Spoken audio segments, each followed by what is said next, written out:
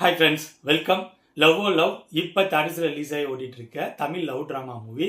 இந்த படத்தை மகேஷ் ராஜேந்திரன் டைரக்ட் பண்ணியிருக்காரு. இந்த படத்தில் நீட் படத்தில் ஹீரோவா பெர்ஃபார்ம் பண்ண பவிஷ் ஹீரோவா பெர்ஃபார்ம் பண்ணியிருக்காரு. இந்த படத்தோட ஸ்டோரி என்ன, இந்த படம் எப்படி இருந்துச்சு அப்படிங்கிறத பார்க்கறதுக்கு முன்னாடி நான் எப்போது ரெக்வஸ்ட் பண்ணுற மாரி என்னோட வீடியோஸ் பாருங்கள். பிடிச்சிருந்தா லைக் பண்ணுங்கள், கமெண்ட் பண்ணுங்கள், ஷேர் பண்ணுங்கள். அப்படியே என்னோட சேனலை சப்ஸ்கிரைப் பண்ணுங்கள். இந்த படத்தோட ஸ்டோரியை நான் ரொம்ப சிம்பிளாக சொல்கிறேன். படத்துல ஹீரோ ஹீரோயின் இவங்க ரெண்டு பேரும் 4 வருஷத்துக்கு மேல லவ் பண்ணிட்டு இருக்காங்க. ஹீரோ பிரைவேட் ஜாப்ல ஒர்க் பண்ணிட்டு இருக்காரு.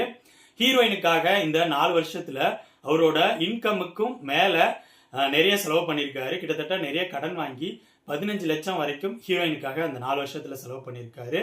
இதனால ஹீரோ பெரிய கடனாளியா இருக்காரு. ஹீரோயினோட அம்மா ஹீரோ வச்சிருக்க இந்த கடனை ரீசனா சொல்லியே தன்னோட பொண்ணை மேரேஜ் பண்ணி தரமாட்டேன் ஹீரோவுக்கு அப்படிங்கிற மாதிரி சொல்றாங்க. இந்த பிரச்சனை ஒரு கட்டத்தில் போலீஸ் ஸ்டேஷன் போகுது.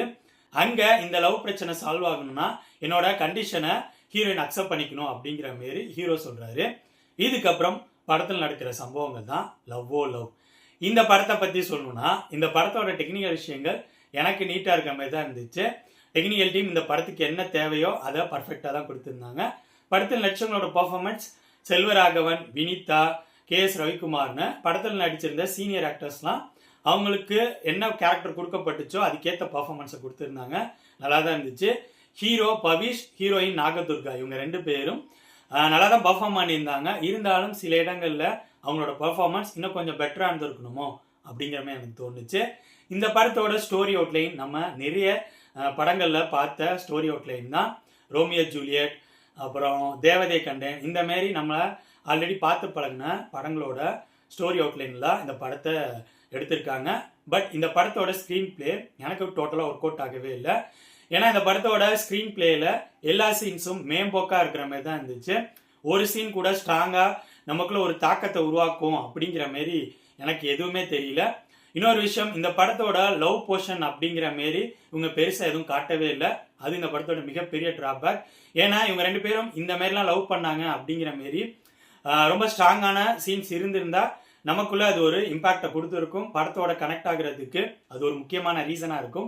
பட் இவங்க அந்த மாதிரி எந்த விஷயத்தையும் காட்டாதனால லவ் போர்ஷன் டோட்டலாக வீக்காக இருக்கு. லவ் ட்ராமாவில் லவ் போர்ஷனே வீக்காக இருந்தால் மற்ற விஷயங்கள் எப்படி ஒர்க் அவுட் ஆகும்? அதுமாரி தான் ஸ்க்ரீன் பிளேயில் டோட்டலாக நிறைய விஷயங்கள் ஒர்க் அவுட் ஆகவே இல்லை. ஹீரோயின் கேரக்டரை இவங்க டிசைன் பண்ண விதமே எனக்கு அந்த அளவு ப்ராப்பராக இல்லையோ அப்படிங்கிற மாதிரி தோணுச்சு. காரணம், கிளைமேக்ஸில் ஹீரோயின் கேரக்டருக்கு ஒரு ஜஸ்டிஃபிகேஷன் கொடுக்குற மாதிரி சீனை வச்சுருந்தாங்க. அதுக்கு முன்னாடி வரைக்கும் ஹீரோயினை ஃபுல் அண்ட் ஃபுல் ஒரு நெகட்டிவ் மாரியே கொண்டுட்டு வந்துட்டு கிளைமேக்ஸில் சடனாக ஹீரோயின் வந்து நல்லவங்க அப்படிங்கிற மாதிரி ஜஸ்டிஃபிகேஷன் கொடுக்குற மாதிரி சீன்ஸ் இருக்கிறது டோட்டலாக ஒர்க் அவுட் ஆகவே இல்லை. ஏன் இந்த மாதிரி கான்ட்ரவர்ஷியலாக யோசிச்சாங்க அப்படிங்கிற மாதிரி தெரில. இன்னொரு விஷயம், இந்த படத்தில் ஹீரோவோட ஃபேமிலியை பேஸ் பண்ணி எமோஷன் அப்படிங்கிற மாதிரி சில விஷயங்களை ஒர்க் அவுட் பண்ண ட்ரை பண்ணியிருக்காங்க. அதுவும் எனக்கு ஒர்க் அவுட் ஆகவே இல்லை. ஓவராலாக சொல்லணும்னா என்னை பொறுத்த வரைக்கும் இந்த படத்தோட டைரக்டர் லவ் ஓ லவ் அப்படிங்கிற கிரியேட்டிவிட்டியான டைட்டிலை யோசிக்கிறதுக்காக எடுத்த டைமில் இந்த படத்தோட ஸ்டோரியிலையோ இல்லை ஸ்க்ரீன் பிளேலையோ ஏதாவது புதுசாக யோசிச்சு கிரியேட்டிவிட்டியாக பண்ணியிருந்தா இந்த படம் நல்லா இருந்திருக்கும். பட் இந்த படம் டோட்டலாக சொதப்பலாக இருந்த மாதிரி தான் இருந்துச்சு. எந்த ஒரு விஷயத்தையும் ப்ராப்பராக இவங்க காட்டவே இல்லை. லவ்ங்கிறதும் ப்ராப்பராக இல்லை. ஹீரோ ஹீரோயின் இவங்க ரெண்டு பேருக்கு இடையில இருக்கிற பாண்டிங்கிற விஷயத்தைய ப்ராப்பராக காட்டவே இல்லை. ஹீரோயின் கேரக்டர் டிசைன் பண்ணதே ப்ராப்பராக இல்லை அப்படிங்கிற மாதிரி தான் எனக்கு தோணுச்சு. இந்த படம் என்னை பொறுத்த வரைக்கும் பிலோ ஆவரேஜ் மூவி. இந்த படம் இப்போ தேட்டர்ஸில் ரிலீஸ் ஆகி ஓடிட்டு இருக்கு. ஸோ என்னோட ரிவ்யூ பேஸ் பண்ணி முடிவு பண்ணிக்காங்க இந்த படத்தை பார்க்கலாமா வேணாமான்னு. லவ் ஓ லவ் படத்தை பற்றி என்னோட விமர்சனம் இது.